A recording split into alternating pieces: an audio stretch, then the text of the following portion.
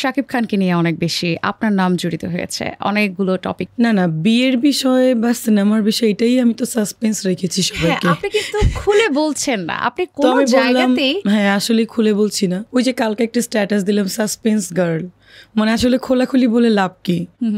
যখন বলার খোলাখুলি তখনই মনে হয় বলা উচিত। মানে আগে থেকে, মানে সিনেমা হোক বা যাই হোক বা পার্সোনাল লাইফ হোক, আগে থেকে আসলে আমি কোনো কিছু বলতে পছন্দ করি না। মানে থাকুক, ইটস ওকে। অ্যাক্টর অ্যাক্ট্রেসদের সবকিছু একটু রহস্যজনক থাকা উচিত, দরকার না? কারণ সব যদি খোলামেলা বলে দেয়, মানে বেডরুমের চিহ্ন যদি সোশ্যাল মিডিয়া বা পাবলিক জেনে যায়, আমার মনে হয় এটা আমার পছন্দ না।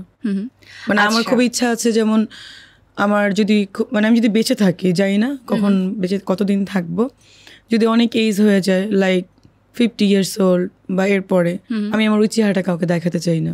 অনেকেই কিন্তু বলছেন যে আপনি শাকিব খানের নাম ব্যবহার করে একটু আলোচনায় থাকার চেষ্টা করছেন। নাম কিন্তু আমি ব্যবহার করিনি। কিছু জার্নালিস্ট এসে আমাকে কোশ্চেন করেছিল ফুটবল টুর্নামেন্টে, যে শোনা যাচ্ছে আপনার কথা খুব দেখা হচ্ছে, একই হোটেলে থাকছেন, এরকম আর কি। সেটা তাদের ব্যাপার, আমি কিন্তু বলিনি। আমি হ্যাঁ যেগুলো শুনেছেন দেখা হচ্ছে সবই ওকে, এগুলো তো কোনোটা মিথ্যা না। ওকে, তো মানে একটা ঘটনার পরিপ্রেক্ষিতে তারা নাম দুটোকে যোগ করে দিয়েছেন। শাকিব ভাইয়ের সাথে এমনিতে আপনার সম্পর্ক কেমন? খুবই ভালো। 17 থেকে আসলে আমাদের একটা সিনেমা হওয়ার কথা ছিল, দুটো, পরে সামহাউ তার পারিবারিক কারণে করা হয়নি। আর একটা হচ্ছে মানে এইভাবে হয়নি, টাকা দেওয়ার পরেও প্রডিউসার আবার রিটার্ন নেওয়া হয়েছে, রাগ করে করা হয়নি, এরকম অভিমান করে। আমি ফেব্রুয়ারি অ্যান্ড মার্চে থেকে এই পর্যন্ত 4টা সিনেমাতে সাইন করেছি, এবং এটি ঈদের পর থেকে শুট শুরু হবে। যেটা দিয়ে ফার্স্ট কন্ট্রোভার্সি স্টার্ট হইলো, শেখ রাসেলের আর্তনাদ নামে একটা সিনেমা, ওখানে আমি শেখ রেহানা আপা চরিত্র প্লে করছি। আচ্ছা, ওইটা আমি বিনা পারিশ্রমিকে করতে চাইলাম। কেন চাইলাম এটা নিয়ে পুরো ট্রোলিং শুরু করে দিল। আচ্ছা, কেন চাইলেন আপনি? কারণ আমি শেখ পরিবারকে ভালোবাসি, আমার ভালোবাসা থেকে তো আমি যে কোনো কিছুই করতে পারি। এটা শুধুমাত্র পছন্দের কারণে আপনি করতে চাইছেন? আমি ওরকম কিছু ভেবে আমি আসলে করিনি।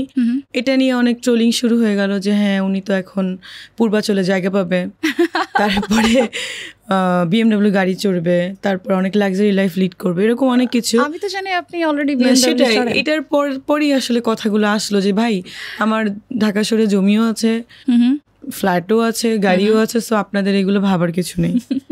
এখান থেকে কিন্তু বলা, কিন্তু পাবলিক ভাবছে আমি শো অফ করছি, পাবলিক ভাবছে যে আমি নিচ থেকে বলছি। আসলে কোনো কথা এই পর্যন্ত শাকিব খানের ইস্যুস থেকে শুরু করে এই ওয়াচেস বলেন, বাড়ি গাড়ি বলেন, এভরিথিং আমি কিন্তু মানে নিজে থেকে বলি নাই, কথা পরিপ্রেক্ষিতে আর কি এসেছে। ওয়ালটন ফ্রিজ কিনে অনেকের মতো আপনিও হয়ে যেতে পারেন মিলেনিয়াল, সেরা পণ্যের সেরা অফার। ভালো, ওখানে তো অনেক ভালো কমেন্টও আছে, খারাপও আছে, না আমার কিছু যায় আসে না। বাঙালি আসলে কাকে ভালো কমেন্টটা করে, PM-কে পর্যন্ত নিয়ে ট্রোলিং করে, আর আমি তো ছোটখাটো একজন মানুষ, so I don't have any problem. তো আপনি বলা যেতে পারে যে এই যে সমালোচনা হচ্ছে বা নানান রকম রিমার্স আপনার নামের পাশে বসে গেছে অলরেডি, এগুলোতে আপনার কোনো সমস্যা নেই, তাই তো? আমার কোনো কিছুতে কোনো সমস্যা নেই, মিষ্টি জান্নাত এগুলোকে কেয়ার করে না।